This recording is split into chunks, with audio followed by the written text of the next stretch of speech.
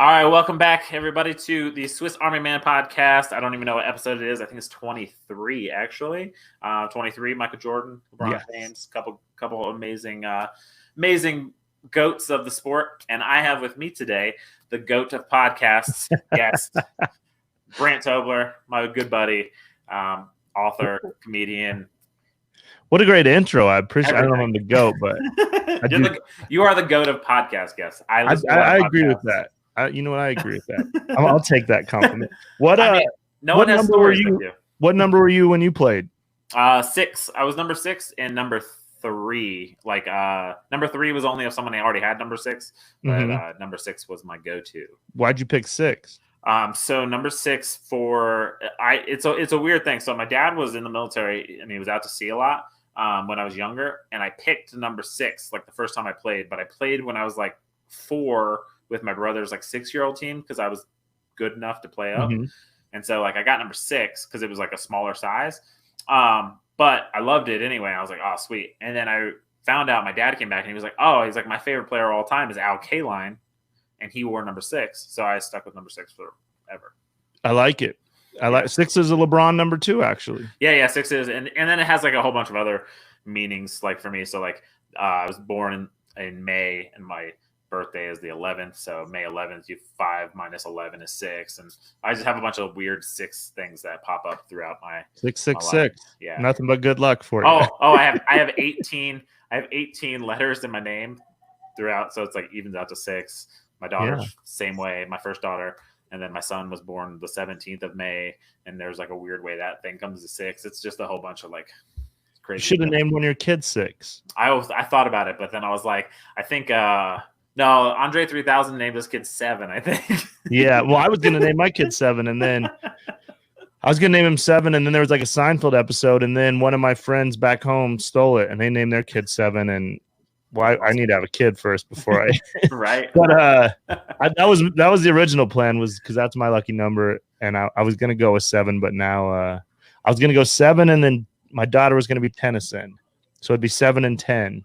Oh, nice. Okay. These were plans of a young Brandt Tobler who. I mean 7 and 10, man. 7, 10. Yeah, split. My daughter's a perfect 10, and my lucky boy is 7. But that's the hardest split to pick up in bowling. Yeah. But now I'm just gonna do whatever my girlfriend says, whatever she says, we'll name him. Well, how does she feel about that? Because I guess anybody who I didn't say your name. I have Brandt Tobler on. Brandt Tobler's awesome. Oh, sorry. No, I screwed that up. But anyone who knows Brandt knows me probably knows Brandt. But Brandt has an amazing, awesome girlfriend, Shire. Shire's not a normal, typical name. Brandt isn't either. Not too many Brandts out there. How does she feel about the naming? Does she want to go with something a little bit off the beaten path, or a little more normal? We actually have a name picked out because so when I moved here, my buddy from Wyoming, he let me stay he had this $1 million loft like right across the street from Coors Field, and he let me stay there for 2 years for free. I mean, didn't charge me $1. The nicest place I ever lived. And so our first date and stuff, our first kiss was right outside of it. Our first date, we went there, and it's on Blake Street, and his name is Will. So I could never. I mean, if he would have charged me rent for those 2 years, I probably owe him like $100,000. But we decided that because Shire's dad. So those of you that know me, my dad was in prison. I hate my dad. I tried to kill my dad. And then Shire's dad was also a pretty bad dad, and he was in prison, and he died of a meth overdose. So we come from a long line of winners, and but we decided we're going to change. I'm going to get rid of the Tobler name because it's me and my brother are the only ones left in the whole Tobler clan. So, because it was about my dad had one brother and I think 2 sisters. So, and my uncle had one daughter. So Tobler's gone there. So it's really up to me and my brother to keep the Tobler tradition on. But since we hate the Tobler, we're going to name our son William Blake. We're going to take Blake as our last name. I'll keep Brandt Tobler for stage stuff, and she might keep her Shire Spence for her job. But we talked about officially changing our name to the Blakes. That's awesome. It'll be William if it's a boy, and I think it'll be Willa if it's a girl, as a tribute to Will, as a thank you for making this transition to Denver. Amazing. Awesome. I mean, that's a cool story. It's a cool that has a backstory. I think I heard you say that before, but I guess I didn't realize you were taking like I guess it was I thought it was like a first and middle, but I guess I mean that's cool. No, like to go change it. We're going all the way and just start the Blakes is our plan, and I mean as of now we'll see, but yeah. So we're gonna start our own little thing and start a new tradition, hopefully, which I'm sure will make my family irate, but I think that's maybe about the most disrespectful thing you can do. Just be like, you know what, we're just gonna get rid of this family name because you guys suck. But I don't, whatever they do. They suck. I was gonna say my brother did something similar, not similar to that, but like I am a big stickler for traditions. I love traditions. So like my dad really should have stuck the tradition on me, but obviously my brother's a little older, so he probably didn't know if he was gonna have another son. So that's probably why he just jumped on it. But the tradition that got passed to my dad, I guess, and I don't know if it went from, I think it went from his dad's dad. So like Earl, like so they passed their first name down as the middle name for their son. So like my grandfather was Earl George, or George, I think it was, so something like that. And then my grandfather was Earl George, and then he passed it down to my dad, who's Dwayne Earl, and then my brother's middle name's Dwayne. And so like for the longest time it was like, okay, and then my brother had a son and didn't do it, and it was like, oh. But then he came around and he had another son, and he did it. He did it, but it was like it was touch and go there first. Yeah, I think we did. Well, my middle name is my father's name, David, and then my little brother's middle name is his father's, my grandfather's name, Lawrence. So I don't know if I'm supposed to. I wouldn't. In hindsight, I'm like, it's like my dad knew he was going to try to steal my identity my whole life. So because I'm like, I would never give my son my own middle. Like, I wouldn't make it William Brandt Blake. That just shows what a douche my dad was. Like he was douchey back then. I don't know why I don't know if that's a thing, but I don't think that's a thing. Is it where you give your son your name as a middle name? I don't know. And what's crazy? My mom doesn't even have a middle name. Oh, really? I was trying to write a joke about it too. I was like. My grandparents just didn't give her a middle name. And it's like, and then my mom asked her and they're like, well, times were tough. And I was like, how middle names are free? How tough were they? I should probably work on that. You should definitely make that a joke. That's hilarious. Because I think because my mom has a little sister, but I was going to, for the sake of the joke, give her like an older, like make her the middle child. Yeah. And so they both had middle names and and then my grandparents, I was just like, Jesus, they just said, we're good. I mean, it's the easiest thing in the world. I still don't really understand it. Times are tough, man. Yeah, I mean, times are tough.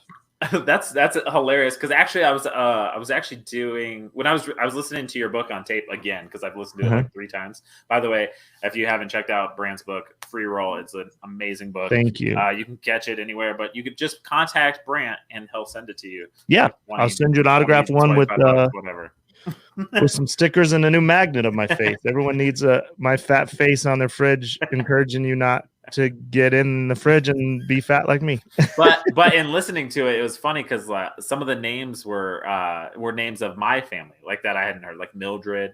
And, and is there a Dwayne in there? Dwayne and Mildred. That's my grandparents' name. Yeah. So my dad's mom's name is Mildred. So and he's Dwayne. So it's like I was like that's so weird. Wait, that just made me think. Oh, his middle name must be Lawrence too, because his name was Dwayne. Oh, I think that's it. Dwayne Lawrence Tobler. Then my little brother's Ryan Lawrence Tobler. Oh yeah. And my dad is David. I don't know what my dad's name is. You're like it's the same. Maybe it's David. David. No, maybe his is David Lawrence. I don't know. You're like who knows? I know that was another thing I was thinking about. Is like my dad missed my birthday a bunch of times when I was a kid. And then so someone was like, did he not know when your birthday was? I was like, no, he fucking for sure knows my birthday and my social security and my mother's maiden name. I know he knows those 3 things about me for sure. So it's not, for sure he knows those. He didn't forget my birthday. He just didn't show up. It's terrible. That's so bad. Yeah. So that's a wild story. I mean, obviously if you get the book, it goes into a lot of that, and it's a very interesting story. That's why I say you're like go to podcasting, because I mean you literally have like stories for days from childhood to middle of the road to like middle of your time to like starting comedy to like running, being a runner for the gambling. I don't even know what that's. I guess you were just a runner. Yeah, just a runner.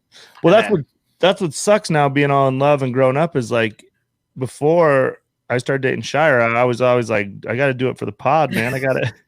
I would do crazy shit. And then I would tell myself, hey man, this is for work. These bad decisions are for work. I could take chances or almost get arrested or do something wild because then I would go on a podcast and it was good for work. But now I live a pretty boring. Well, it's hard to be wild during this quarantine. I guess I went into 7-Eleven one time with a mask on. It was pretty wild. Yeah, all of 2020 is wild. I haven't got screamed at like that since I was a kid. This lady that worked at 7-Eleven just started screaming at me. I had it in the car. I just totally forgot I was running to grab ice cream. Yeah, she's screaming at me. I just stopped dead in my tracks. Like, I'm so sorry. I was like, you would have thought I committed a felony. I was like, my bad. It's weird times. It's weird times because for like what I do is I deliver to 7-Elevens, but it's weird because like usually like say Halloween pops up, they make sure they put up signs so like, hey, remove your mask, remove your hood. Now it's like the signs are like, hey, put your mask on. Like, it's buck wild. It's crazy. Like surprisingly, I figured robberies and stuff would go up, but I haven't seen any spike in that. So we might soon. If they take away the $600 a week. Yeah, it's getting wild out there. It's been wild here in Denver. Well, what's crazy is that people ask me about during this pandemic. They go, "Do you know anybody that died?" I'm like, "Yeah, 3 people." They're like, "From Corona?" I go, "No, they got murdered." I know 3 people that have been murdered during this COVID thing. So dang, for real? Yeah, one of Shire's clients, her husband like went and killed his wife and then her mother, and then one of my childhood friends, his fiance shot him in the back, and then the liquor store a block from my house, someone just got killed the other day right on the front porch. There's a big candlelight vigil. And what's crazy is the girl that killed my friend, someone has made a fake account of her on Instagram and they've been hitting me up for money. Oh, for real? So I just got this message like, hey, what's up? They go, hey, how are you? I go, good. I go, aren't you in jail? You murdered my friend. And they're like, I just got out. And they're like, can I have some money to eat? And I was like, did you read what I just wrote? You murdered my friend. So I've been just telling them I send them money, So they're like, can you send it? And I was like, yeah, for sure. I'll send you 2,000. That's all I have. I can send you 7,000 next week. So I've got them on the hook. So they just keep eating. They're like, it's not here. They're like, can you screenshot me a picture? And then I'm just leading them on for the last 2 days. And Shire gets mad, but I'm like, if the more I fuck with them, that stops them from trying to scam somebody else. And somebody else will fall for it. It makes me laugh because I know, if you're running a scam, they're hoping I'll send them like $20 or something. So the fact I'm like, I just sent you 2,000, I'm sure they're like, I can tell the excitement through they're like, the scam worked, but it was just so weird. Like that's who I was like, you could have cloned anybody and you'd have a shot, but don't clone the person that murdered my friend. And first of all, ask me for money, and you're easy to figure out that you're fake because you murdered somebody. You're in jail. Yeah. Like you're not going to let you out. You murdered someone in front of your 5 children. You have like child abuse charges that you wouldn't be out by now. More or less, the murder part. Corona times, man. Probably people are just like, they might just might as well let them. No, it's wild. But so speaking of that, like that's one of the things I wanted to get into. So one of your podcasts is Craigslist Chaos, which is hilarious, where you call people on Craigslist and you get into some stuff, and like some of those things are very much scams. That I remember one specifically. Someone you were like, you were open an account and then like you were supposed to like send them stuff and they were just gonna give you money. It was like the wildest thing. Like you get into some crazy shenanigans on there, which is it's a fun listen because you see some. I mean, there are some jacked up people. That's the more the root of the show is to try to, fuck with people that are trying to fuck with other people. But it's such chaos. Sometimes I end up making friends, or sometimes the people are sweet. You don't want to laugh at. I don't want to laugh at mental illness, or sometimes like one of the first calls early on, I called somebody that had lost their cat or something.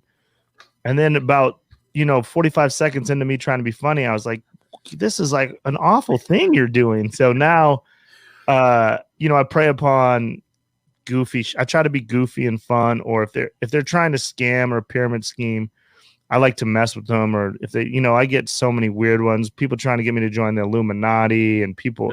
I mean, that's what I love about the show is I just never know what's going to be on Craigslist, so it's fun. But there's some crazies for sure that say they're going to. Shire is so worried that someone's going to come kill me. I'm like these people they're white trash on Craigslist in Detroit. They're not going to take a bus here to come kill us. We're safe. Don't worry. No, they're trying to sell a cabinet for $20. They don't. It's wild too. It's wild too because like I listen to it a lot like while I'm out doing stuff, and it's like you literally like you're like these are people in real life. Like what is the rest of their 23 hours and 49 minutes of their day look like after this Brandt call? They're in 7-Eleven buying 64-ounce Mountain Dews. Those are my people. You probably see them every day on your probably all day ride.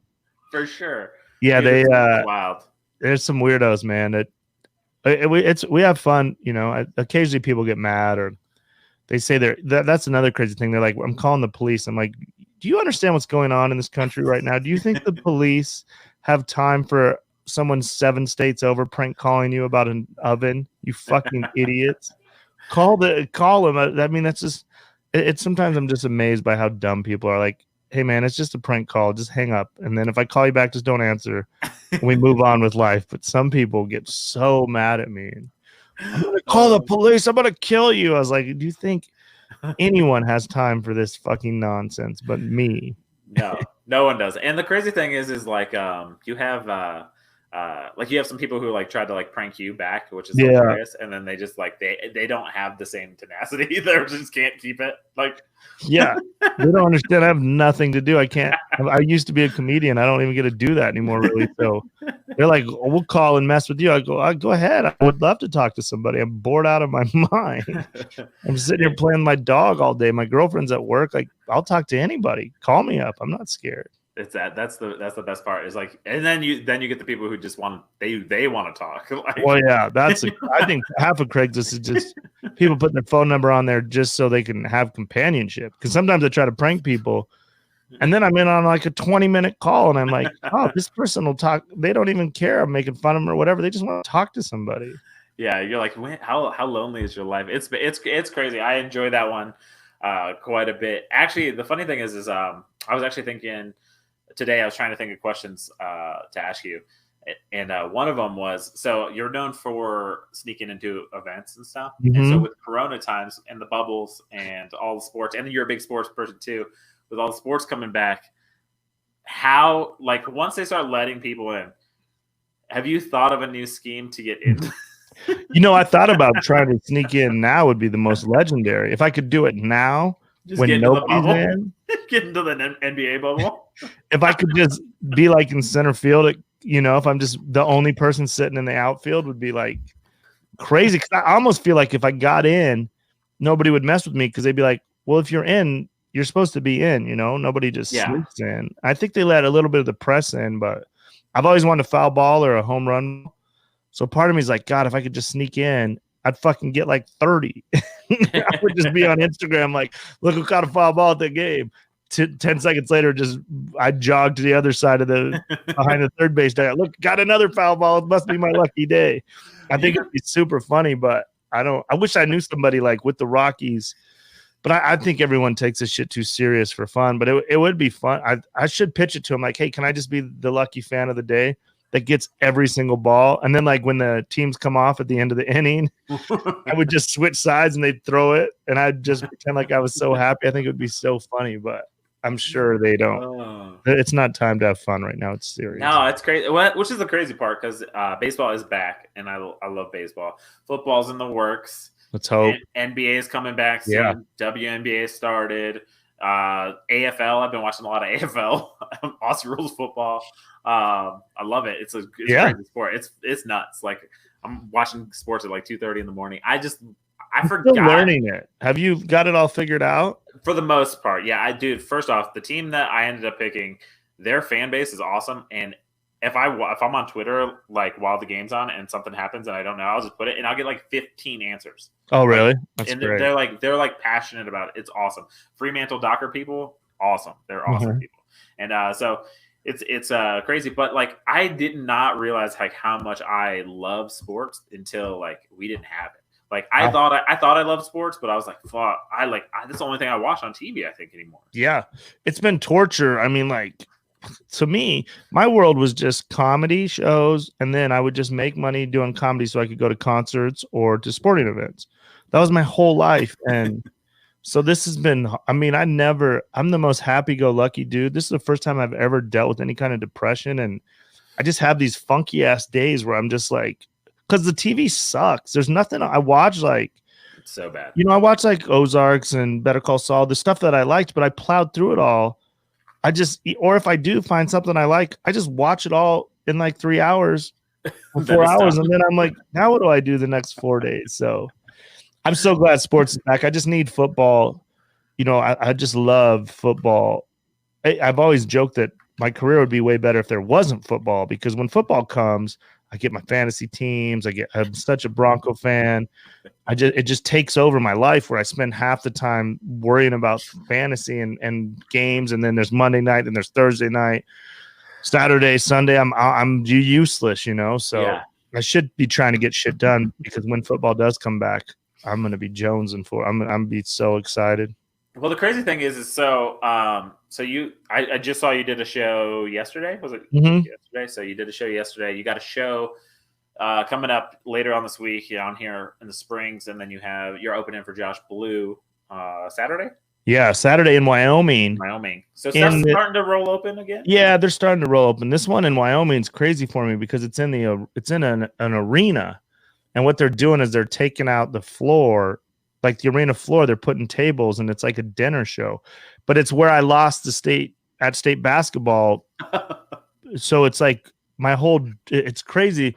My whole dreams in life as a kid was to win state championship basketball game in this arena. And I went to this arena a million times as a kid, and then we always lost in the semis. But it's going to be kind of cool and there's a team in my home state that won state championship every year I was in high school, because they cheat.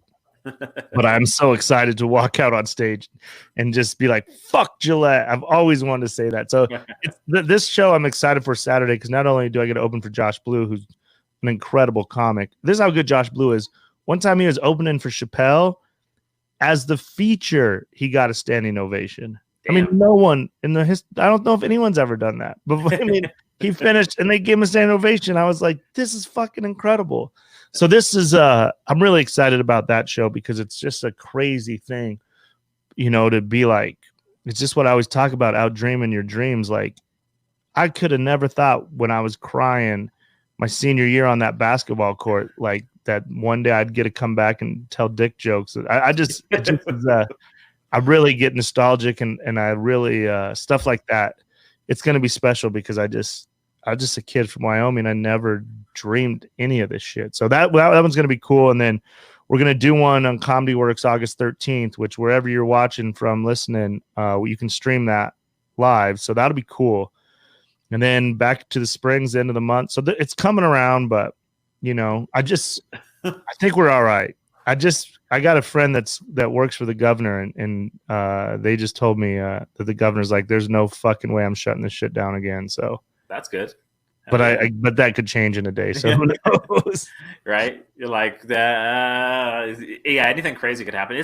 It's nuts. I mean, it's people just are freaking out about it. But like it does suck, because like, you know, obviously, like you can see, like I follow a lot of comedians on like Instagram and stuff, and you see like they're like trying to roll it out, but then it's like it gets pushed, and then it's like hit or miss. It's like and like I feel bad for you guys, because like that's obviously like the thing you guys do for a living, but also it's like it's almost your outlet, and there's really no way to like practice. Like like basketball, like you can go dribble, shoot, like you can't really practice without fans. Like so even like last night I had a little new stuff, but it's so rough because I don't get the reps, and then the old stuff I messed up a bunch of times, just simple shit like the order, because I haven't done it, you know. So I've probably done I think we're at like 140 days. I've probably done maybe 6 shows, and most of them have been like in the last couple weeks, but I just forget just dumb shit. That's the frustrating part. I'll come off and my girlfriend's great about like giving me notes, and she'll be like, you did this in the wrong order. You forgot this part. You probably shouldn't do this joke during the pandemic, and just shit like, oh yeah, I guess it's just different time, you know. I'm doing jokes about like, you guys ever have hotel sex? And the crowd's like, man, we haven't been to a hotel. And I was like, oh yeah, that joke used to work. A joke doesn't work anymore. Yeah, yeah. Well, I mean, that should be a universal though. I mean, yeah, and I think it'll come back, but I think it'll come back. But I mean, even just when the audiences aren't really the same. We've been doing a lot of outdoor shows, which isn't ideal.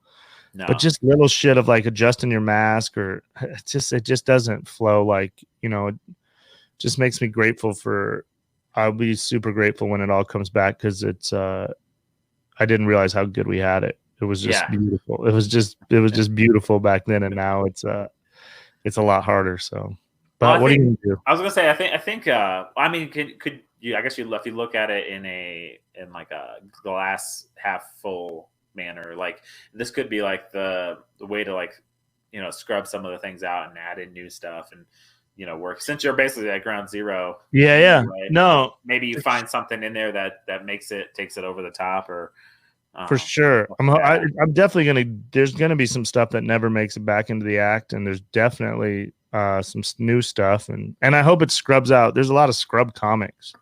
I hope it fucking I've made this point before, but it's so frustrating. It's the only thing in the world you just have to write your name on a piece of paper, and then you get to be a comic, you know, and then you have some entitlement. It's like, I got in a fight with all the comics here the other day in Denver because they all suck, and I blocked like 17 of them. That's another thing coming out of this pandemic, is like, I just don't give a fuck anymore. I was like, I might not see any of these guys ever again, and they're fucking never accomplished shit, and they're talking shit to me. I just said, you know, you guys all suck, and you could all fucking suck it. So, but that might just be the COVID frustration. But I am hoping coming out of this, some of these loser, shitty ass comics just quit because they suck anyway. Well, that's like anything, right? Like it's like who has like the will to keep going. Yeah, this is kind of test that, like, right? Because like you were saying, in a golden age like of like comedy, which is what I really feel like we were in prior to, with like people's like we're blowing up a podcast, and like selling out and stuff. I think a lot that obviously forces a lot of people to be like, oh, that's a way to do things. I can do this and get into this, and it adds in, you know, dilutes the quality of things. Yeah. Well, I think the world was just a little too soft. It's like these people would sign up and then they would suck, but you're not really allowed to tell people they suck anymore. But I'm just going back to telling them, because when I started, you know, I started with like 10 comics, and 5 of us, probably 10 of us sucked. And then the comics above us said, hey, you 10 suck. And 5 of us are like, yeah, we need to get better. We need to prove that we belong here. And then 5 of them just fucking quit. And that's great. Whereas now, these 10 fucking comics sign up and they all suck, and we all have to pretend like they don't suck because their race or their sexuality or whatever it is. Fucking now, like, you can't really, like, I mean, this is an example here, but let's say a trans comic came and they were awful. No one would ever tell them they're awful because they're so scared. But someone needs to say, hey, you suck. You know, like, everyone just like, oh, straight white are the worst. There's good straight white guys that everyone. And it's not, I'm just like, I think you should be able to tell people they suck, because I mean, I mean, it's a weird time. Like, I hate if someone gets bullied, they kill themselves. That's awful, obviously. But to me, when I got bullied, it helped me. If I wouldn't have got bullied in every aspect of my life, I wouldn't have got better. Yeah. I got bullied. I said, I got to fucking change this. And some of the shit, I just never did it again. And some of it, I worked harder to get good. But I would have never, I just think we got too soft, man. It sounds like an awful old man get off my yard thing, but I was telling my girlfriend, I just have lost all, this shit has just made me really be like, I only want to be around the people I like, and all these fucking toxic people, whiny, pouty people in my life, I'll just get rid of them. Just fucking beat it. I don't need to be, I'm just going to be like, I didn't like them anyway. Why am I watched, you know what got me is I watched fucking, well, I got into an argument the other day and then someone's like, you're aggressive and you're mean. And I was like, you know what? I am when I want to be. Yeah. And I'm okay with that. I'm okay. Yeah. I'm not just going to be, I think I'm a really nice dude. Most people that know me say he's really nice, but I want you to remember I could be fucking mean. And then so I was like, I'm just going to once in a while just snap. And then like if I had this goddamn COVID, I was bored out of my mind yesterday. And I was watching 50 Cent gangster moments on YouTube. And then last night I told my girlfriend, I was like, that's it. I'm 50 Cent. I'm just fucking, if you mess with me, there's going to be problems. And my girlfriend's like, you're not 50 Cent. I said, this is fucking G Unit from now on. I'm not taking shit from nobody.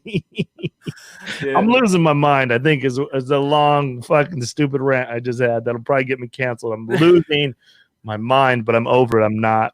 I just hate pouty shit, man. I hate pouty dudes. To me is the worst. I just hate it. Yeah. Well, I just don't know why any of you women or dudes fuck these. I'm so sad. Shut the fuck up.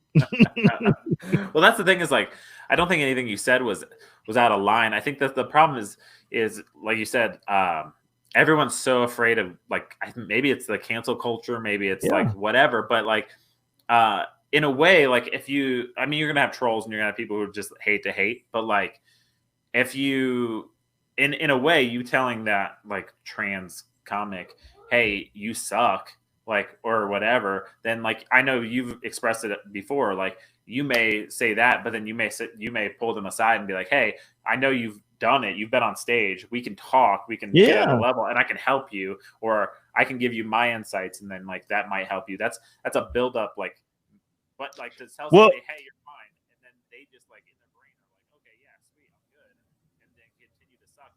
You're hurting them. It's crazy. Wait, I'm losing you on the sound. Shoot.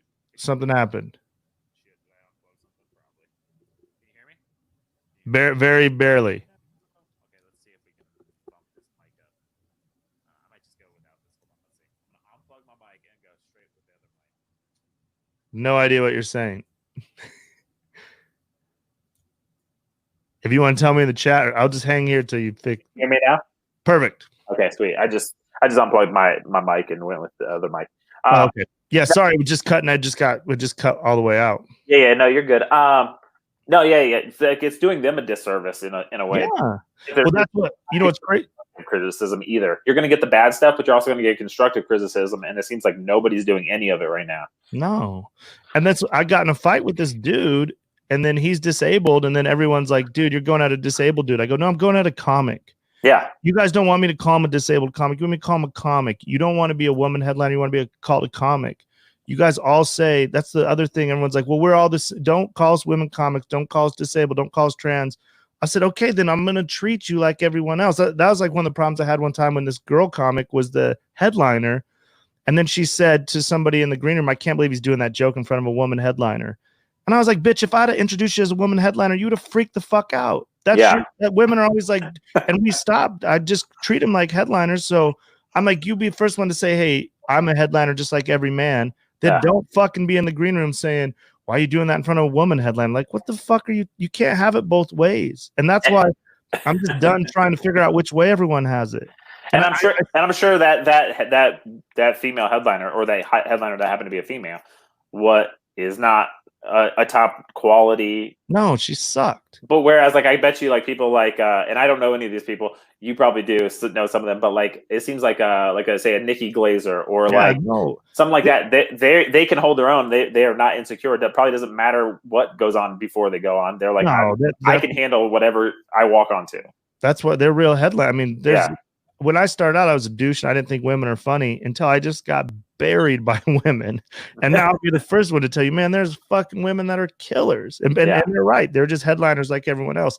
I mean, that girl sucks. She was just making excuses because I was doing good and she didn't like that I was doing good. But it's like, those are the things like, and I saw it with cancel culture. They try to cancel a couple comedians and they were just like, fuck you. And that's what I would do. I told Shire before, I go, if they came for me, which they won't, I'm not famous. No one cares. But if they did, I'd say, man, fuck you. And I'd say, you can't, like, if when they come for like Jimmy Kimmel from like 10 years ago or something, I'd say you have to understand, like, right now on this podcast, I'm trying to be entertaining. I'm trying to be funny. Yeah. That's my only goal, is to try to make whoever listens to this tomorrow laugh. Yeah. Now in 10 years, I don't know if this hat's illegal or my poster, I don't know. But in this moment, I am providing, just trying to be funny to bring joy to someone's life. So it's so absurd for in 2030, if someone's like, dude, did you see Brandt wore a hoodie on that podcast, and something happened with the hoodies. Why was he wearing a hoodie? Yeah. I just think it's so. I just think I'm just ready to fight it, and just even if I go down on that ship, is like, I think pandering's so stupid. I see some of these comics that just pander, and then I think if you go on any art, music, or whatever, like that's a car ride. Yeah. If you get in a car ride with me, I might go to a dark neighborhood you don't like. I might go a little too fast. I might go too slow for you. I might go, you just take the ride, and then at the end you go, I enjoyed that ride. I'll ride with Brandt again. Or you'll go, I don't like that ride. I'll never ride with him again. Or maybe you'll go, I like part of it. I don't know why we took this way. I would have took a different direction. We'll see again. But when you pandering to me is like just putting as many people as you can in a car and then just put it in neutral and hitting the gas. You don't go anywhere. You don't do anything. It's fucking lame and corny. Yeah. If I was going to watch, I see these pandering comics, I just say, you're so fucking boring. Who would ever want to, why would you want to do that? Take some chances. And they'll be the first ones. All these comics are like, fucking, my heroes are Bill Hicks and all these people. I'm like, Chappelle. And then I'll be like, yeah, but you fucking read Hallmark cards on stage. You don't do anything. You're fucking lame. Well, that's the thing, right? It's like well, that's the thing, right? It's like trying to comedy is an art form. So it's like there are, and I don't think enough people really think of it as that. Like, but it's like there are like in an art form. Like if you have Pablo Picasso, Jackson Pollock, Vincent Van Gogh, Michelangelo. I just named the Teenage Mutant Ninja Turtles probably, but like, they're all artists and they're all different. It doesn't make them any less good because they went out over here or over here. Some people are going to have more of a liking to, like, say, a Picasso or whatever, but they took chances, all of them, and to strike out on there and make their own style. And like, you have to do that in order to be able to like actually like breathe back into the art form. If you're just pandering, you're just like that. You're like a cover artist almost. You're lame. And that's the crazy thing is, like, if you like, let's say there's a lot of people like Picasso and you like Michelangelo. In this world, you should just like Michelangelo and then just don't go look at Picasso's shit. But for some reason, you go to an art gallery thinking you're going to see Michelangelo, but you see Picasso and then you throw a fucking fit when you could have just done the research and gone to Michelangelo. You went to this. If we're all on the internet. That's what I hate when people are like, oh, I didn't think he'd be this dirty or something, or I didn't know he was. I was like, just fucking look it up online. Takes 12 seconds. Yeah, take a little effort. You would never go to a band if you only like Christian music. You would never just walk into a bar and be like, what the fuck? They're playing heavy metal. I'm furious. Let me talk to the manager. It's like, bitch, it said heavy metal outside. Just go, you are allowed to do a little research. You're so quick to complain. I just am so over everybody. Just fucking, we're just dumb comics trying to make you laugh, man. It's crazy to think that. And again, I could do an hour show and I could do one joke that takes 2 minutes and someone will hate it. And that's the end. It's like 58 minutes. You loved it. You would never go to fucking like a full course meal. And then if you didn't like the crackers, you would never be like, hey, let me speak to the manager. Like, okay, what happened? Well, everything was good. The entree, the appetizers, the drinks, the service, everything was great. But these crackers, I'm fucking furious. Like, what are you talking about? It is kind of wild. Like the things that people like pass off. Like if you pay $22 to go see a movie at the movie theater and it sucks, no one's like, no one's complaining to the theater. And when you do, you're a fucking idiot. You're a piece of shit person.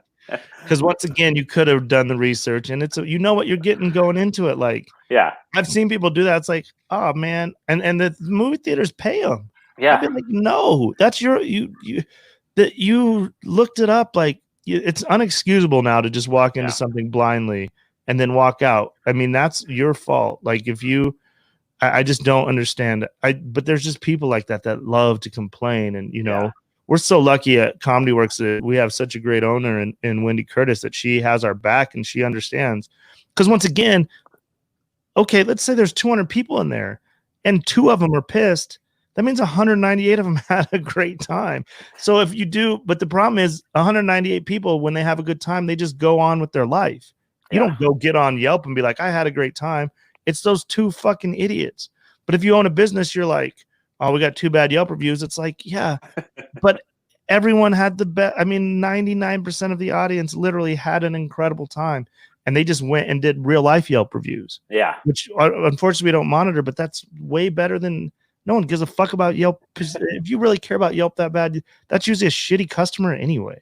Yeah. See, that's the thing is like weird. So people like will, I've had a couple people, not many people, but over time, like, cause anyone who follows me on Twitter kind of realizes I am like I'm a walking Yelp review. I don't ever complain about anything. If I don't like something, I just like, whatever. I'm not even going to put my energy into it, but I do, shout out the things that I do like. Cause I'm like not enough people do that. Like, cause it's like, oh, I had a good time.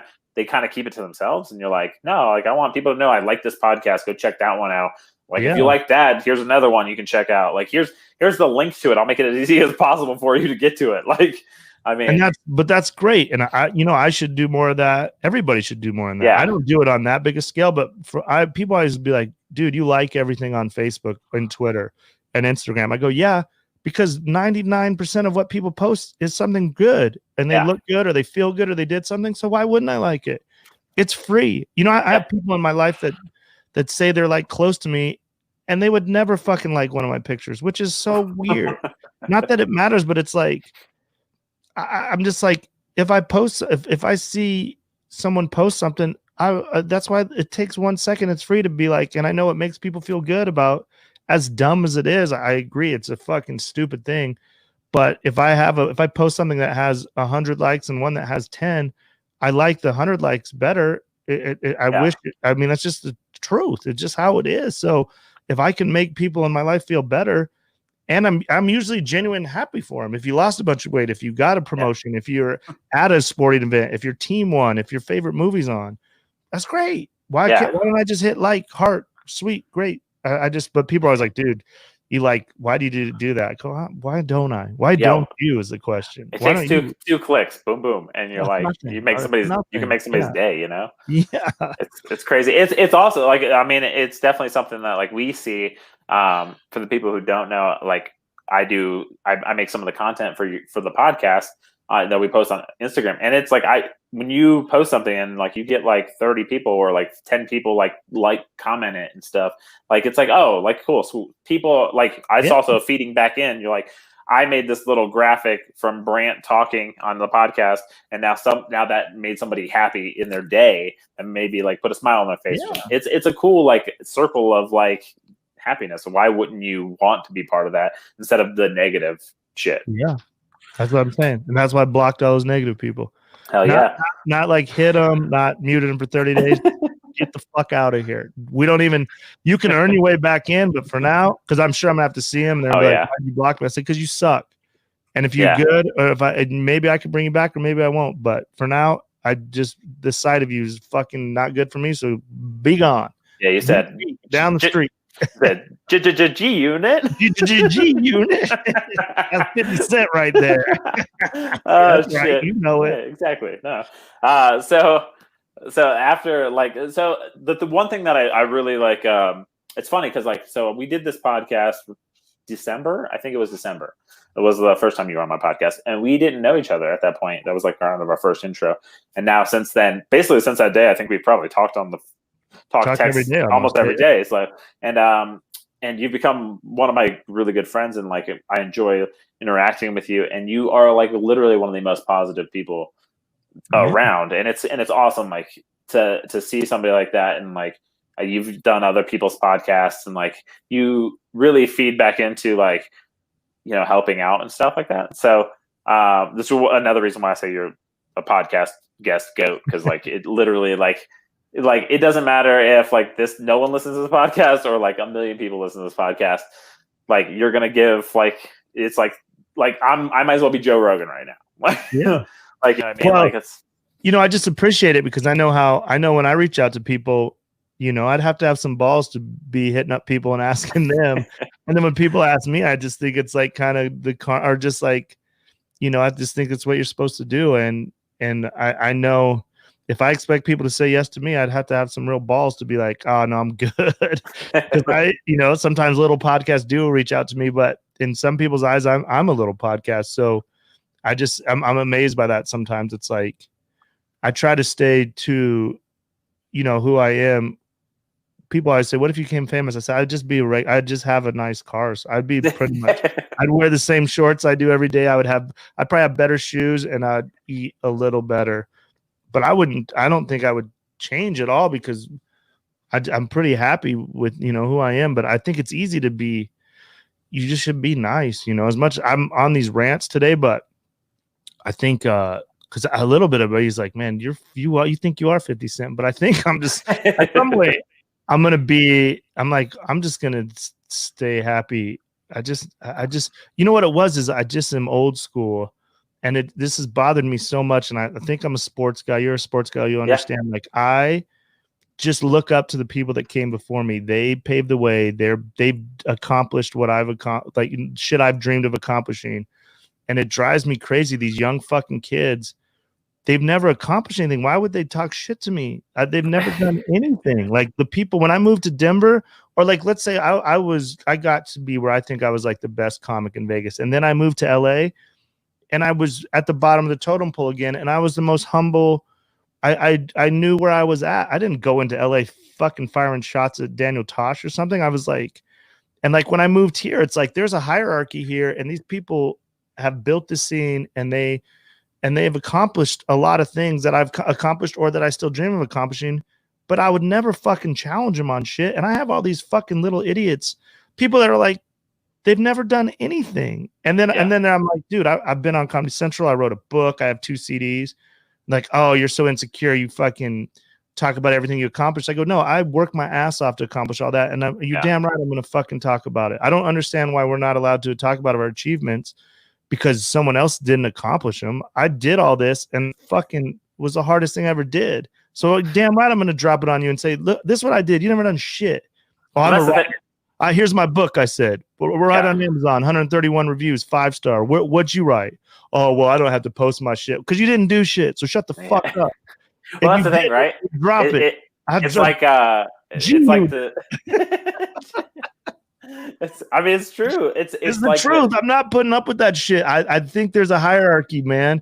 Like I just think there's a fucking the people that came before you that they're just, to me, that you should just respect the ladder. You should climb the ladder. You could be motivated to try to get to that level. I don't mind if you say, hey, I'm coming for you. I'm gonna get better than you. Yeah. Don't tell me you're better than me. You suck because you don't do shit right now. If you want to say, wait, one day I'm gonna catch you, I'll be like, all right, I respect that. Say, oh, you think you're hot shit now? Wait, I'll see you again. I'll say, okay. But when you just say you suck now, it's like, I don't suck. You suck. Yeah. And then everyone's like, grow up. I don't have to grow up. Fuck you. I run a one-man business.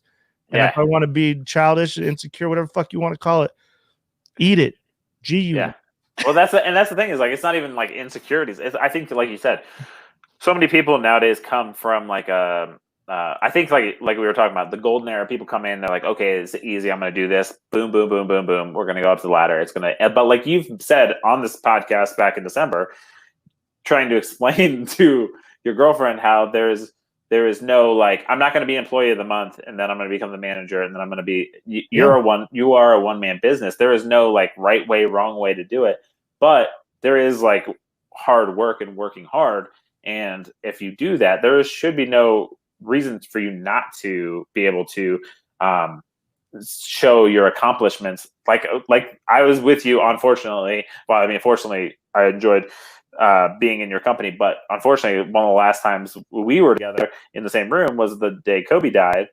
And when they were reporting that, they weren't like, oh, Kobe Bryant, who just showed up on the court, and they were like 5-time champion, like MVP, like that. There's a reason why you have accomplishments. I know. I was just like, And then whenever I would point out they never accomplished shit, then I was like, that should have been the end of the argument right there. Like you wouldn't come at Kobe if you're just shooting hoops across the street from your house. Why would you? No. Not that I'm Kobe, but I'm a bench player in the NBA, and you're still a dude at the park shooting by yourself. Like you can say I'm a bench player on the worst team, but I'm in the fucking NBA, and you're across the street from your house missing fucking shots. So why in the world would you come at me? It's just. I just don't understand the entitlement of this fucking people and what they don't understand. And I pointed it out. And again, everyone called me a dickhead, but I said, hey, just know, like when Wendy promotes people at the club, she asks us when who judges the new talent nights? Us. Yeah. And I said, I'd love to tell you I'm super fair, but I said, if you fucking talk shit about me and you hurt my feelings, I'm just gonna be honest with you. When I'm judging, it's gonna affect your score. I'm not that great a person that I'm just tell you the truth. I'm that fucking dude. If you hurt my feelings and at some point in life I get to be a judge of your talent, I'm probably not going to give you the best score. And you could call it whatever you want, but that's pretty much, I guess there's some angels out there that could do it, but I promise you about 95% of us are not going to forget. So I don't know why you're talking shit to me, I said, but keep doing it. And then they kept doing it, and I was like, okay. And then when I see them, it's going to be a different energy. I guarantee it. Because even like we do a show at Comedy Works where you draw names out of the bucket. Good luck getting your name drawn when I'm running that shit. It's gonna be weird, but you're gonna have a fucking Cal Ripken streak of not going up. You're gonna be the opposite of Cal Ripken. Well, like, also, what happened, Brandt? I said, I don't know. Your name's in there. I don't pick. That's what they don't understand is like they think it's a game. They think they could just talk shit online. And I'm gonna forget, but as you pointed out, the Stars podcast, incredible memory, incredible, and I could be an incredible dickhead. So I mean, but part of that is the old school way, though. I mean, that is, and it's kind of like what maybe it needs to swing back to is you're not gonna bring so unless you are a Kobe or a Jordan or like something at that level where like it would be stupid for you to move on. There are great players that have been on sports teams that got shipped out of town because they were shitty people. Yeah. Unless you're going to be like Dave Chappelle, I mean, I'm sure Dave Chappelle can do whatever he wants, but like you pointed out before too, he's one of the nicest guys there is. Unless you're Dave Chappelle, then you can maybe act like you're an asshole to people and get away with it. I mean, that's the thing. Some of these up and comers, there's like a guy named Derek Stroop who's great. Yeah. He could come at us because he's fucking good. But he's smart enough not to do it. But if he came at me, I'd be like, you know what? You could talk shit. I'm not saying you can't talk shit to me, but you just got to be somewhere in we got to be kind of close to being on the same page. These guys, they're not even in the same fucking library. Like I'm open to criticism, but it just can't come from, it just can't come from when you have to earn the right to talk shit to me, which, I mean, first of all, you can do it. You can talk shit to whoever you want, but I can take criticism from someone who's accomplished something, but we never accomplished something like you know what I'm good at? Like a few things. But if I went into someone else's world, I just wouldn't talk shit about it because I don't know anything about it.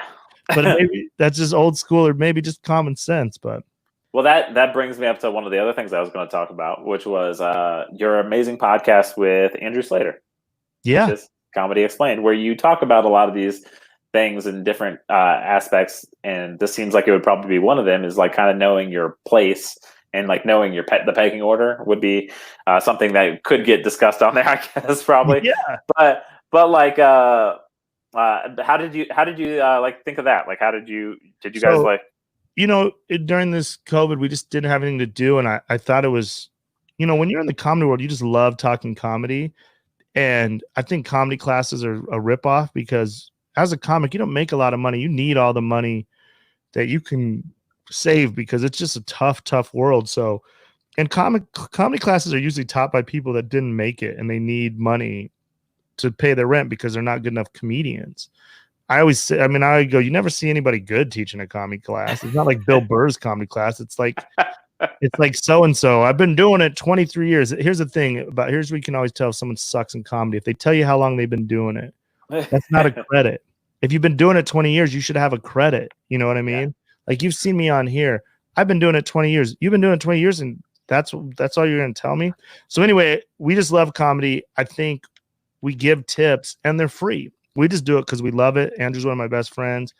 I love talking comedy with him. Every time talking to him, I learn something. I was gonna say that's my favorite part is like, and I noticed even Andrew be like, because you guys are different in the way that it seems like you would come at but there are the similarities. So you like the Venn diagram but like you learn stuff from him, and he's like, oh yeah, maybe I should be like a little bit more, or like something. I think it was like you were talking about like if a comedy club like offers you 500, you should be like, hey, can you do 600? And he was like, oh, I never even thought to do that. He's like, or like something where like you were like he was like, you write this, you do this, and you could be a little more aggressive and email out and be like, hey, I'd like to have like whatever. It's like stuff that like you both are learning from each other, but like also it's beneficial to people who, I mean, I'm just a comedy fan and I enjoy it, but I'm sure like if I was trying to be a stand-up comedian, it's invaluable just to hear two people who have good credits talking about their experiences and like what you're going to see without, because it doesn't seem like that's comedy is not like a thing where like you're like, oh, there's a little wall, there's a little chart, and like you do this and then this and then this and then this, and it's like you have to, unless you're in it, you don't know. Like, yeah, so I think it's good for like, I wish it was around when I was starting, just because I think, you know, you just get to learn little shit that's taken us years to learn that we're sharing, and that's why, you know, not to get back at being mad at those young comics, but there's another group of young comics that listen. And then they send me stuff like, hey, man, thanks for doing this. Because it costs us money to do it. We're not making any money. It literally costs us money to try to help young comics. But that's what we're doing. So, you know, and it's just a fun, you know, like we learn, and I get to talk to Andrew, but I just think it's something, because there's no comedy college. I mean, I guess there is, but it'd be a ripoff. But I think it's just something like, if I was a young comic or cared about the comedy business, it's good to learn like how much, what pays what, how to get a manager when should I move to LA, just anything, like all the stuff that took me decades, probably a decade to figure out. You know, you're still gonna have to figure it out on your own and do everyone, that's the beauty of comedy, everyone's on their own path. But hopefully this makes your path, you know, it covers a couple potholes on the path for you, you know, to maybe speed up your process a little bit. And maybe for some people that's actually like the breaking point, because I mean, if you have like, I mean, people have strings of bad luck, right? Like you have, like, I made this bad decision, this bad decision, this bad decision. Now you've put yourself in such a hole that like you can't even succeed. So like you guys are really like you said, filling the potholes of like, hey, maybe I can save you from making 2 of those mistakes, and now you can make it on further. 100%, because there's just so many potholes along the way, and if we can get you to avoid them or cover a couple of them, you know, you're still going to, you know, we talk about on there, it's still a ton of hard work. It's still going to take a lot of luck. You know, the main thing is we're trying to teach, there's no cheat code. I know we all want to be rich and famous, but we're just trying to help you hopefully survive, because we're not rich and famous. If you're coming to our podcast to learn how to be rich and famous, that's absurd, because we're not rich and famous, but we've survived in this business long enough that hopefully we can, you know, help the young comics survive, and just comic fans like learn. If you're just a diehard comedy fan, I think it's fascinating to learn how the inside works, like, because there's just stuff that people don't realize how good, bad, crazy it is in the comedy world. Yeah, well, it's interesting too, because for me, like, who is a comedy fan, and I'm also like a giant podcast fan, like listening to like you guys talk, and then like maybe I'll throw on like Bertcast, or like maybe Rogan with a comedian on, or Andrew Schultz or something like that. Like, I can understand some of the lingo even. It's like, or like, I feel like I have a more in-depth, like if they get inside baseball, like I'm like, oh, I can almost be there, and I'm not a comedian. So it's like, oh, cool. Like, yeah, you definitely can learn there. I'm sure you've picked up stuff. Well, you've sent me messages like, hey, is this what a tag was? Like, I gave you homework. I'm like, you nailed it. That's exactly. So yeah, it's just fun to world. I mean, the comedy world is fascinating. So I think it's just a good podcast. If you want to be a comedian or just interested in comedy, it's fun, and hopefully it helps. I know it's helping, because I mean, I've gotten messages from all over the world, which once again is like cool. Like, if you do stand up for money, you're in it's just not you. Hopefully you work hard enough that you know, like I'm surviving now, and I'd love to get to a next level where I could have a little security, and then a level above that, you're rich. Like, some of my friends are just filthy rich, which is awesome. But so it's just trying to get people to survive. That's the awesome part. Yeah. I enjoy that a lot, and that's called Stand Up Explained. You guys released what, Friday? Yeah, we're doing them. We're kind of bouncing around trying to find our day, but probably go to Wednesday or Thursday. There's a good backlog. I think there's 23 backlogged right now. That's the beauty of it. I think you can just binge it. So that's kind of the thing too. Is and I'm kind of hoping just to, because I listened to a public speaking podcast, and this guy just did a bunch of episodes, and then someone reached out to him to write a book, and I was like, you know what we might be doing right now is just laying out chapters, just building a book right now. So that's kind of something that maybe it'll come along or it won't, but again, it's just for the love of the game, and just to know, again, like I talked about the Wyoming thing, like I have people emailing me from all over the world thanking me for teaching them about stand-up comedy. So no matter what, when I have a bad day, I just remember, like, man, this wasn't even a possibility growing up in the middle of Wyoming, where there's no comedy club, there's no Comedy Central. It's just like stuff like that is your kind of your payment in this world until you eventually get the money. But I tell you what, learning to appreciate that. I would rather pay my phone bill, but even if I can't, if I couldn't call anybody, I could still go to my emails and be like, this is pretty cool to see that someone from Australia has listened to 20 hours of me talking about the thing I love. It is super awesome. And and that's ultimately, I think, the reason why this is like such a cool format, like just podcasts in general, your podcast, my podcast, anybody's podcast, like say the Crab Feast or like other stuff, that like you talk into a microphone in a weird way, like that's your job as a stand-up comedian. You talk into a microphone. Now podcasting is very similar. You talk into a microphone, you're expressing not in like bits, but like you're talking about your life. And I think that's where a lot of comedians I listen to, they kind of fall flat. Like they don't seem like real people. Like, yeah, but like you, like I was afraid to come talk to you.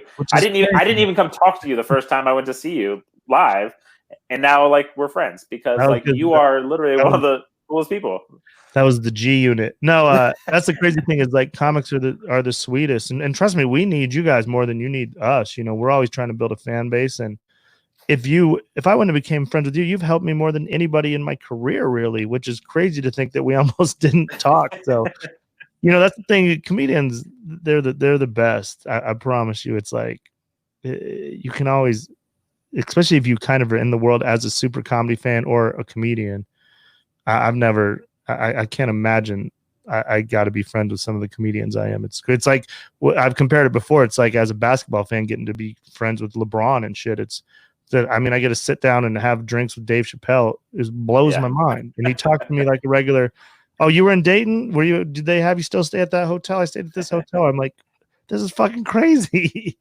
That is, it is nuts. And that's the cool part about like you being like the way you are. Like, I mean, I've obviously like gone to shows with you and like watched you perform and then interact with people who enjoyed the set and all stuff. And like, it's cool to know that like people are the same, like you're a genuinely good person. So like when people are investing in, and I have anybody I've turned like your podcast onto or like sent your stand-up clip from Comedy Central or whatever, or got them onto the book, like they've been like, man, Brandt's awesome. Like no one I've turned you on to them like has been like, man, Brandt's what? Like that? No, like everyone who's interacted with you has been like, Brandt's the coolest dude ever. He's so nice. I try to be. I'm just that's how we do it in Wyoming. I was raised, the people around me that I look up to. That's what I mean. Everybody in Wyoming is pretty good people, besides my dad. But but I think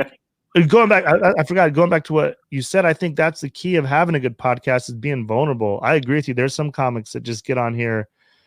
And like, if you want people to connect with you, you need to try to connect with them, and like, I'm always open. We've talked about it before. You're like, is there anything we can't talk about? And I was like, no, fucking, I'm going to be myself and let's fire away. But I think that's what the beauty of podcasts is. The people that are doing podcasts right, you feel like you're sitting across from them when maybe you're sitting at your cubicle, but you or wherever you're at on the treadmill or something, but you're like, oh, I'm sitting in Brandt's living room and we're bullshitting about fucking whatever, Well, that's the weird thing too, and that not to go back to sports so often, but like I know we're both sports guys. Like that's the thing. Like when you find an athlete who like you put up on a pedestal and they are perfect, I almost always enjoy the athlete once they have almost like a negative thing.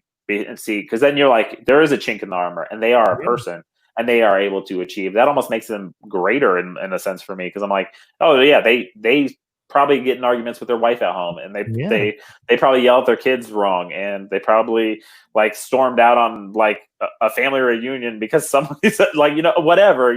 Well, yeah, like, then they're like us, like on the floor, on the field.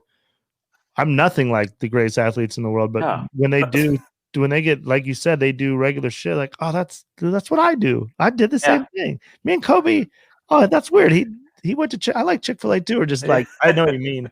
But yeah, I don't. But I don't think anyone's perfect. So I don't want you to put on this fake. I agree with you. I like the more vulnerable you are, and if you make a mistake, or if you're just honest with. I don't need like super macho. Like I don't want a robot answers. Like I love it on any. If you're mad, if you're arrogant, if you're sad, then that's I think it's the same thing with comedy. I think that's how you build a fan base, is they're like, oh, this is a real dude. I can root.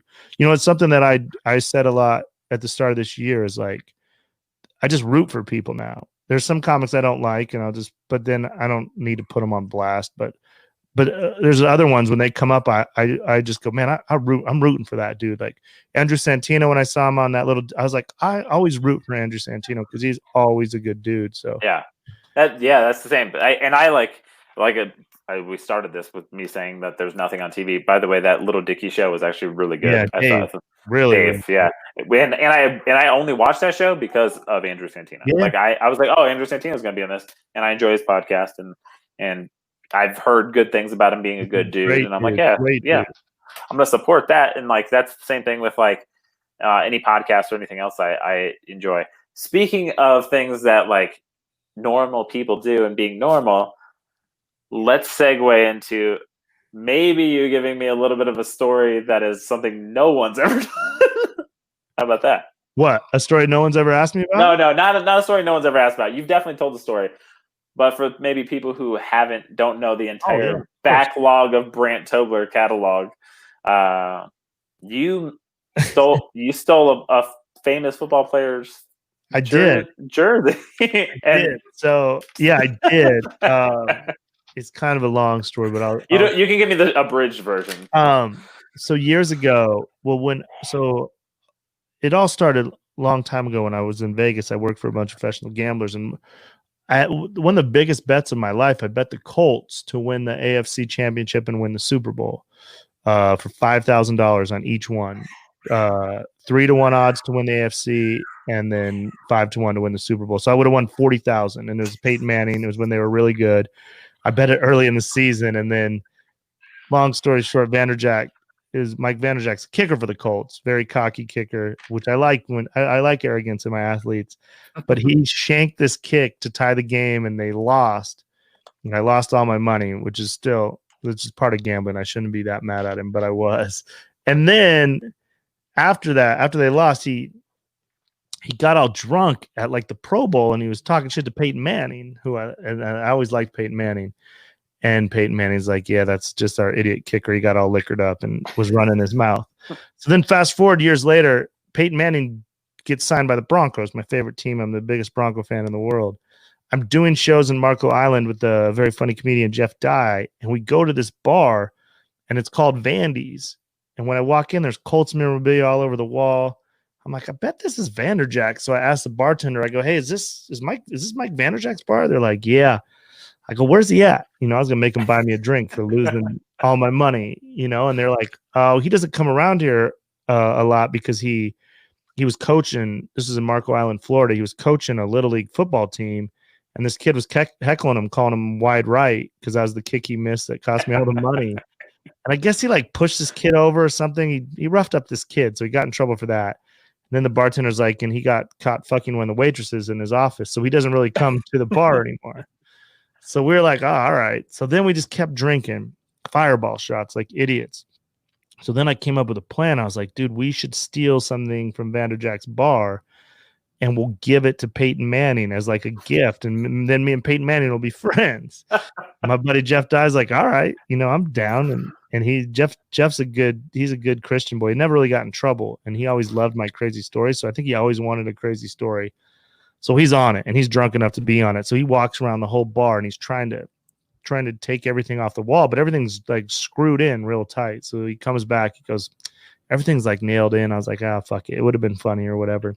So then at the end of the night, we had met some girls and we were staying in this incredible penthouse, probably the best place I've ever stayed for shows and the worst shows. The shows were just so bad. I mean, I'll just touch on it real quick. They were in a seafood restaurant. Marco Island is like an old, rich, Jewish, white people island. So that was the crowd who, 60-year-old Jewish people I have nothing in common with them. They hated me. I hated them.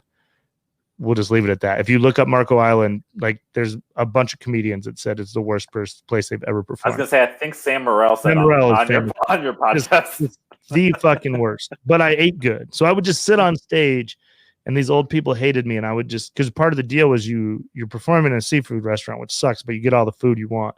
So as I'm sitting there bombing, I'm like, I'm going to get fucking crab legs. I'm going to get shrimp. And I would just punish the seafood chef. So anyway, we're walking out of Vandy's bar, and as we're walking out, there's two big framed jerseys from the Pro Bowl. One's Mike Vanderjack, the other one is Edgerrin James. So I just tap the bottom of this frame to see if it's screwed in, and it's not. It's just hanging on a string. So I tell Jeff, "Holy shit, we can steal these jerseys," and he's like, "All right." So we go to the bathroom. We tell the girls, "Go get the car. We'll be out." And we go in the bathroom. We're like, "All right, when we come out if there's no one around, just grab them and go."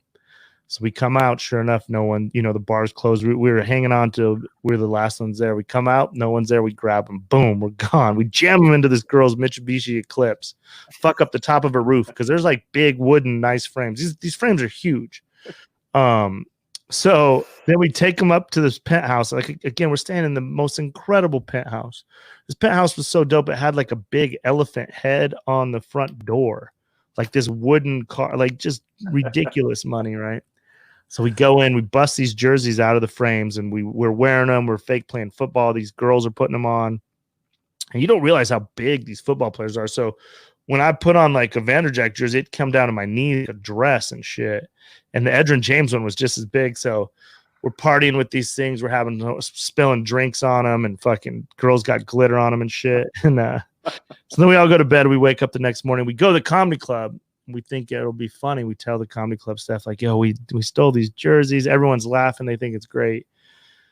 Then the owner comes, and the owner's like trying to run for political office or some shit in this town. So he gets mad at us. He's like, you guys got to take them back. We're like, fuck. So we're like, all right.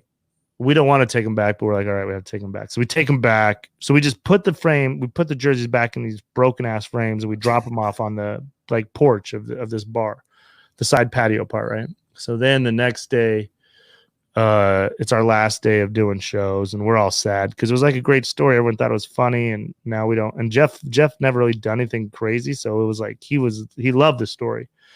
So then the last night we do our shows, we bomb again, sucks. So we're like, let's go try to find some girls. Let's get drunk. So we go to like 3 bars. They're all dead. We're like, where's everybody at? They're like, they're at Vandy's. We're like, what? Like, it's Vanderjack's birthday. Everyone's at his bar. So we're like, fuck it. Let's go. And then the comedy club staff's like, you guys can't go to Vandy's. We're like, why not? Who cares? We didn't care. We just bombed. We were mad. Yeah. So we go back to the bar. We get to Vanderjack's bar. He's gone. There's some people there, but he's gone. No one says anything to us about the jerseys. So we're like, fuck it. There's some girls there. We're just trying to talk to girls. But then we start getting drunk. So then as we get drunk, I come up with the idea. I was like, yo, you know, it'd be gangsters if we stole these jerseys, took them back, and then stole them again. Jeff's like, let's do it. So they're not hanging back up in the front entryway. So we both kind of start like going through back halls and stuff, trying to find these jerseys. And I find this like banquet room, and I see the jerseys on the floor, and I just grab this Vanderjack one, put it up the back of my shirt, and I go out like this side door, and I text Jeff. I'm like, yo, come outside. He's like, what? I go, come out. There's some girls out here. And he comes outside. There's no girls. He's like, what's up? What are we doing? And I fucking pull it out from behind my back. I'm like, here, Here's your jersey back. And he gets so hyped. So we go back to the penthouse. We're drinking again. He's so happy to get the jersey back. And so then he has to leave the next morning to fly to New York City because he has a show on MTV, this prank show. So this was right on brand this is like a prank, right? So I'm supposed to meet him like in a few days in Raleigh, North Carolina, where we're doing shows again. So he leaves at like 5 a.m, takes the jersey. I was just going to hang in this penthouse for like a day or two, just chill. I wake up that morning. I start getting phone calls from people from the comedy club. They're like, yo, the police are looking for you guys. They know you stole the jersey. I was like, oh, fuck. They're like, you got to get off the island. So I call this girl I know that lives in Naples, and she comes and gets me. I hide in the back of this Jeep. I sneak off the island. Super aggressive. I'm sure they weren't looking for me that hard. So then we fly back to L.A. Then we start getting these messages from Vandy, from Vanderjack. He calls himself Vandy. So we get like voicemails. He's like, hey, man, this is Vandy. You guys think you're slick. I saw you on the camera. Give me back my jerseys. We're like, fuck it. We live in LA. We're like, what are they going to do? Extradite us over some jerseys? We just told him, like, go fuck yourself. And then he got the lawyers involved. And then the lawyers, got involved. And then since it was his game-worn jersey from the Pro Bowl, like one of a kind, they said it had a value of like $20,000. So it was like a felony. So we had to send him like so then Jeff paid him like two or 3,000. He charged I think 3,000 for the frames, but we couldn't fight it. And Jeff was rich, so Jeff sent him the $3,000 and he sent the jersey back. And so then he sent us like a non-disclosure we're supposed to sign to not talk about this, but obviously I don't give a shit about that. So then years later, he was in Tempe at like the famous, he was in Phoenix at the Phoenix Open or the famous outdoor golf course, and he was signing autographs. Two of my drunk friends went up to get his autograph, and as he's signing it, he's like, tell Vandy Tobler and Di said what's up. And they said he looked up so fucking mad and just stood up and like walked away, didn't sign any more autographs. So we were like, shit. So then me and Jeff happened to be doing shows at the Tempe Improv like a month later. And then so we still had his phone number, so I sent him a text like, hey Vandy, you know, we just want to say sorry. You know, if you want to come to the show, we'll leave you some tickets. We want to buy you some drinks and make it up to you. And he just wrote back, fuck you. That was it. And that was the end of the Vandy story. Till like a couple months ago, my man Tone bought me a gift. And I was like, what?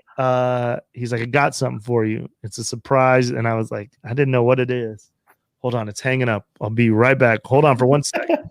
Oh, shit. Oh, it's a great story. So then, like probably a month or two ago, I get a package from Tone. Tone said, open it up. I want to watch. And Tone, I don't know how he found this, but it's a Mike Vanderjack. It's part of the Pro Bowl. It's a piece of the jersey. So come to find out, I guess the Pro Bowlers that year, like Vanderjack got it. He would switch jerseys like each quarter or whatever, or maybe he switched at halftime. So he kept the one of his, and then this is a piece of the other jersey that he wore. So even though I don't have the official one, I still have a piece of Vanderjack hanging right here. Yeah, hanging right here behind me in the podcast studio. So yeah, that was his only that was the only Pro Bowl he ever went to. Yeah, so it was definitely from the same day and the same jersey. I don't know where the one he wore is, but I mean, he wore part of this one. So it was such a cool surprise because I didn't know that they did that, and so it was just when I opened it, I was like, "Holy shit, Vanderjack, he's back. He's part of my life." So full circle. But yeah, I love that story. It's just like, it was so wild, ridiculous, but like it's so funny at the same time. The thing that always tripped me out when you told it was like, I was like, how is everything else tacked down? Like everything's stupid and you don't tack that down. I don't know. You know, those were, I guess he just, because they were in such big frames. So like I can't even really explain how big the frame was. Probably they're huge. I mean, there's pictures of it on my Instagram and stuff, but it's well, because I just thought you wouldn't take them, or no one had the balls to do it, to just because they were just so big. I mean, they were big frames.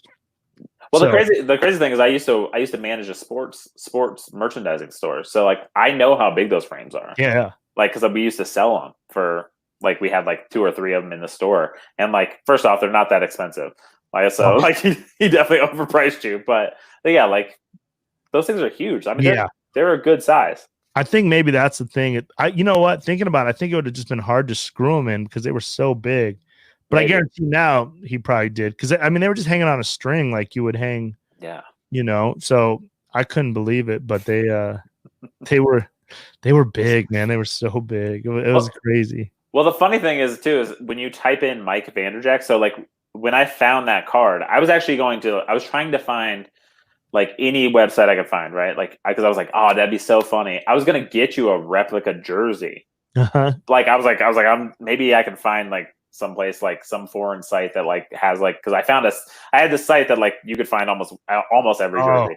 Couldn't find it obviously, but like if you type Mike Vanderjagt jersey, Brandt Tobler and Jeff Dye populate in the Jeff Dye told the story on This Is Not Happening. Yeah, and then I think Deadspin wrote an article. Well, we told it to Deadspin. We thought it was funny, and then the Deadspin guy just trashed us for being jerk off. Which I mean, I get it, and we did steal something from Bar with Douchey for that, but we thought the Deadspin crowd would like it more. And the comments were like, "These guys are fucking losers." I was like, I guess we kind of are just dickheads in our mid-30s stealing fucking jerseys from a bar. But when you hear the whole story, it's good. But you got to wear it. Like I said, I can take criticism when it's valid, and there's definitely a little douchey about stealing that guy's prized possession and then not giving it back. but you got to make stories for the pod, you know. Exactly, you got to make stories. Podcast guest with boring ass stories. That's why you're the GOAT podcast guest. I mean, and that's just one story. So again, I'll go back. You have a book that tells a bunch of stories. It goes from like your childhood through Vegas, right? Yeah, it goes from birth to when I left Vegas. So there's not much stand-up in it. I don't think there's really hardly any stand-up in it at all. It's more just my decade in Vegas working for some of the biggest professional gamblers and dealing with my dad. So, but it's a good read. It's an easy read, and it is funny. Like it's a very good. I'm so proud of it, and I think the Audible version's great because I read the Audible if you're into that. That's how I've listened to it. I actually don't own a physical copy of the book. I need to get one from you. I'll bring you one on Thursday. But yeah, so it's out there. If you're looking for a good book, I recommend it. I'm obviously biased, but I worked my ass off on it. And just here's a summarize. This is what happened. It happened to me again last week where a friend of mine, he bought the book and then he came up to me and he's like, "Hey man, I got to be honest. I really wasn't expecting much, but man, that's a really good book." And I was like, "All right, man, that's cool. But you could have just said the second part. You didn't have to hit me with that. I wasn't expecting much." So. Those backhanded compliments. Yeah, I'm not taking whatever, as long as he liked it. But no, it's something. And if you're watching this and you ever dreamed of writing a book, if I can do it, you can definitely do it. I dropped out of junior college 3 times. I'm an idiot. So, but it's the best thing I've ever done. I say it all the time. I have one sitting right above me, and it blows my mind. Like I wrote a book. No one could ever take that away. So it's if I always tell people whenever I plug it because I want people to read it, but if you're thinking about writing a book, do it. You will not regret it because it's I tell you what, every day I send people buy them a lot and I send them off, and talk about something never getting old is just picking up your book, signing your autograph and sending it to somebody somewhere, anywhere in the world. You're like, every time it's just like, holy shit, I fucking did this. I mean, I don't have a kid. I'm sure it's not as great as having a kid, but I think it'll be a close second. No, I mean, it's pretty awesome. And, hopefully, it goes on to do more and maybe become a movie. We're trying to sell it. Jay Larson, very funny comedian, a very good actor in the newest Jersey Mike's or Jimmy John's. Have you seen it? Jersey Mike's? That's definitely him then, right? Like, yeah. But he's trying to get it sold. I signed over the rights to him. He's trying to sell it for a movie. So that would be people always ask. I mean, that would be crazy to have it be a movie. And no, I wouldn't act in it. I'm not an actor. I would be a cashier maybe for 10 seconds in my own movie, but we'd get somebody talented, which I don't know who, but I mean, that's still the dream. And anyone that reads it's like it should be a movie. But that, that's stuff that's out of my control. Maybe you can play. I was saying maybe you could play your dad in the movie. Yeah. Well, I mean, I look like him, but I can. No, just yeah. Who would play you in the movie if it gets made? If you got choice, if you were like anybody, Anybody, I would. Well, it's hard to say because you never know what's going to get made. Well, Like, yeah, so it could be. because the heart of it would be me from the age of like 20 to 20. Oh yeah. So, I mean, I don't know. Honestly, I would be honored. Anybody that I think it will get made into a movie at some point. It's just so much luck and weird shit's involved. But the fact it's a gambling story, and I think we're heading for, gambling being legal everywhere. I gotta hope. But in this world, it's so much luck, and we've kind of touched on it. Like, I just, that's kind of message in my book. You just keep going because you just never know what the fuck's gonna happen. And I don't know. I just keep going and I believe. And like for instance, this last week I just said fuck it.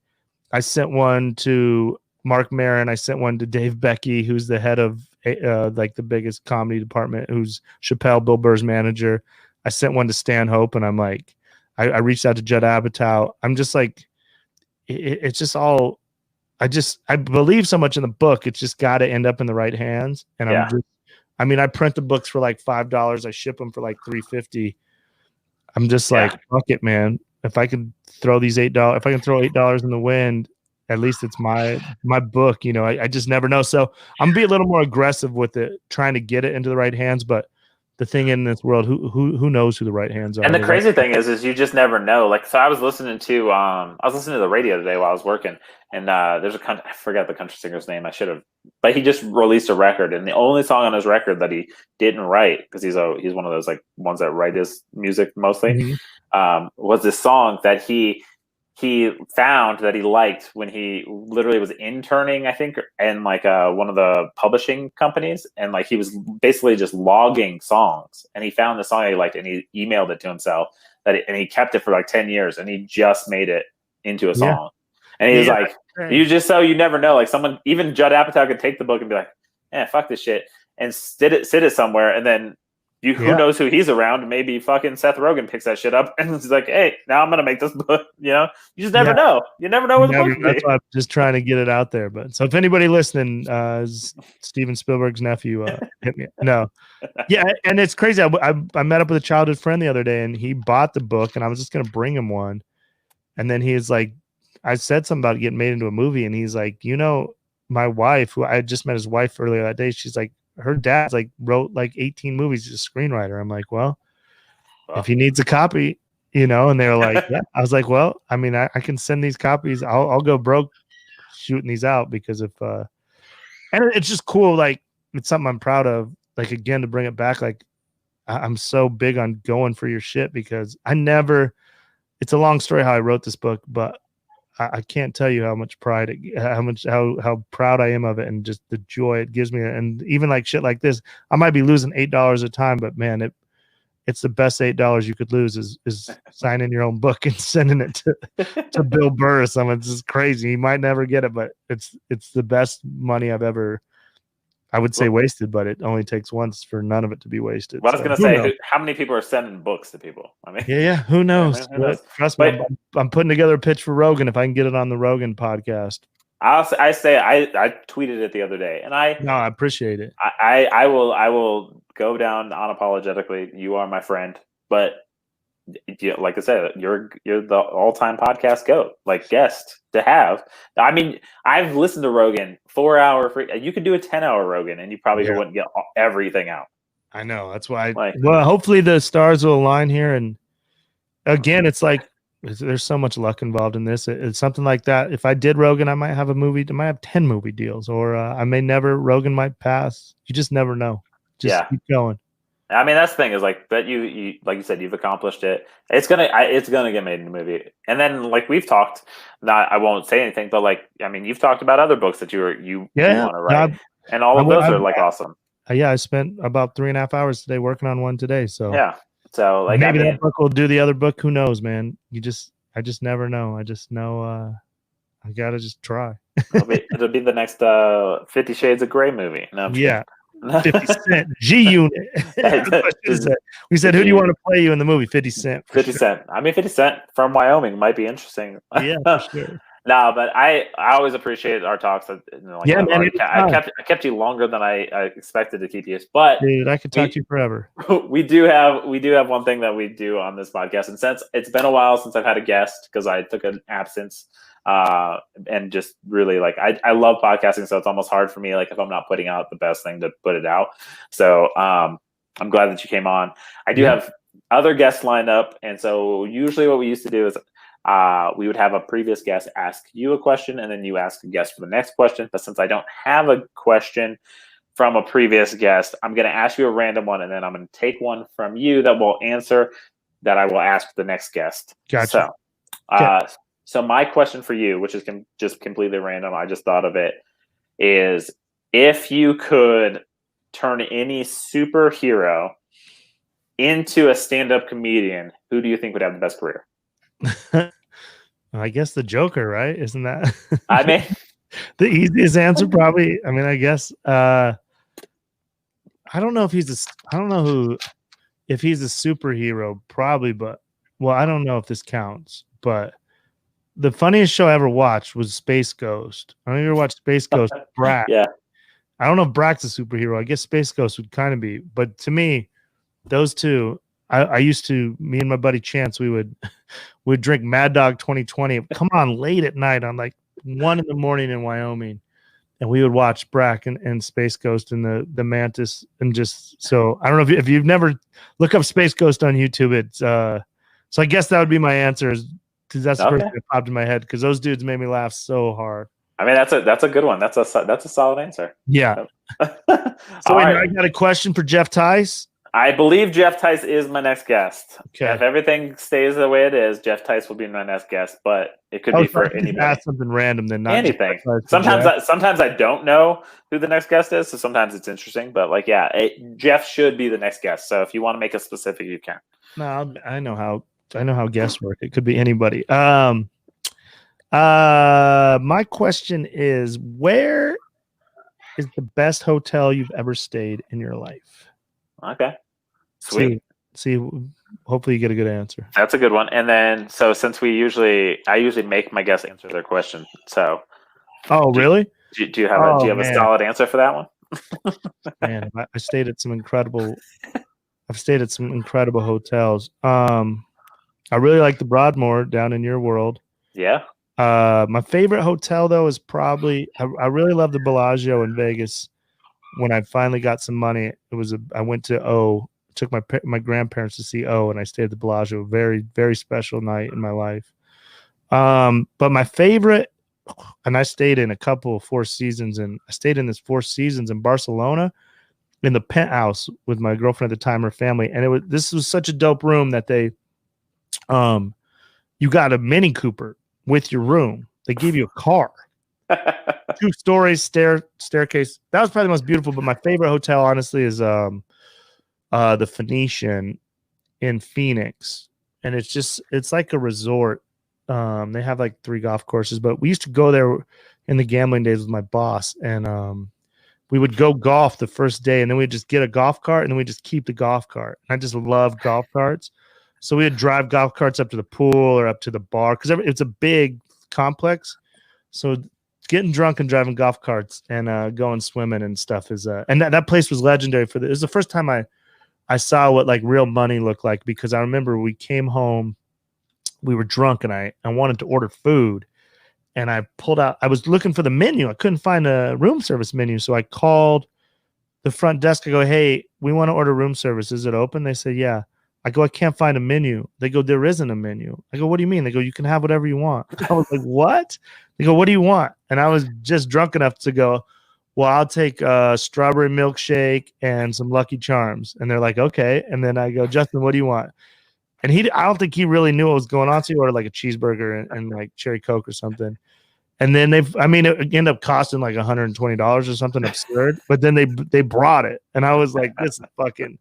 I never knew that you could live like a king like that, where you could just order whatever you want. So just whatever you want. That was always a special place, because it's like you go through these gates, and then you're just in your own little world. So it's we had some crazy nights there that I probably shouldn't go into, but that's a good spot. The Phoenician in Phoenix, Arizona. It's it's cool. That's awesome. Yeah, I love golf carts too, but they scare the shit out of me now. Like, so. Oh, really? No, I love. So I'm a skateboard fan, and there's a really good skateboarder. His name was Mike Mo Capaldi, and I guess he got really. I don't know if they were drunk or if they were just fucking around, but like he told a story about. I guess it's at Woodward, like the place in Pennsylvania, and I guess like it was dark and like they fell into like a bowl, like one of the bowls that you would skate, and I guess like he broke his leg and like he lost feeling in his he lost his not foot, but like basically his drop foot from it. And so like, and he was like, he could do every trick backwards, forwards, every which way. Like, and he has like a little actual brace now, like they made for him basically. Like, so it actually flips his foot for him basically. Damn. So he could still skate, but like, he obviously wasn't to the level that he was, but he was like, I was like, man, fuck that shit. You never know with those kind of things. Well, I know that feeling because I got so drunk driving around in golf carts that I got gout in my foot. Very similar. I mean, very similar. I can't skateboard either when the gout flares up.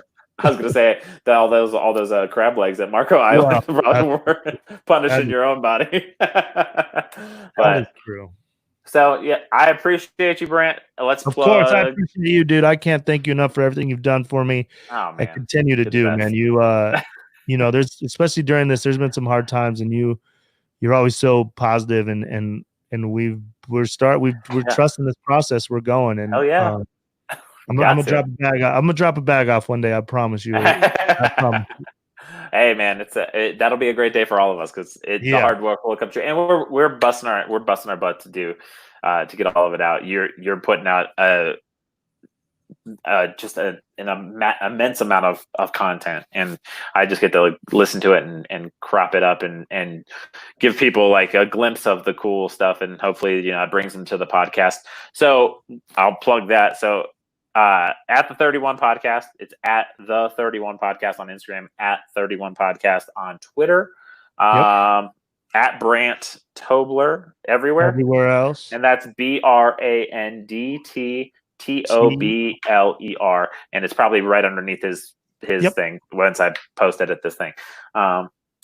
Anything else? Available iTunes, Spotify, anywhere you get podcasts. The book is available, Amazon, Audible, anywhere you get books, or you can reach out to me. I'll send you a personal copy, autographed with a bunch of stickers and a magnet. And shows are coming. If you live in Colorado, I'll be doing shows in Wyoming around here, and then if you're anywhere else in the country, send me a message, and hopefully try to make it happen. We can get back to the regular stuff soon, and I'll be traveling again. We'll see, hopefully. And also plug Stand Up Explain. It's Stand Up Explain on Twitter. Explained, and it's on iTunes and Spotify and everywhere else. So we do those once a week, and they're good. Especially if you want to be a comedian, I think it's the best thing going because it's free. And if you have a question for us, we're easy. Send it in, and we'll do an episode for you. Like it's sometimes that's the hardest thing is coming up with something to talk about. And so we forget like the shit when we started. Like, oh yeah, this was like something in year 3 that I wish I'd have learned about. We're at like year 13, and then we get to talking about it, and then we learn. Like we relearn, and that's why it's great. You got to learn and relearn. Well, Brandt Tobler, all-time podcast goat guest, Joe Rogan. Your mom's house. You've already been on your mom's house, but again, Bertcast again. Fucking anywhere. We'll do it again. Anybody. Pardon my take. Come get him. Pat McAfee. Everybody. You want Brandt Tobler on your podcast. You need Brandt Tobler on your podcast. True. So, all right. Peace. You're the best. I love you, buddy. I'll talk to you soon. I'll see everybody next week.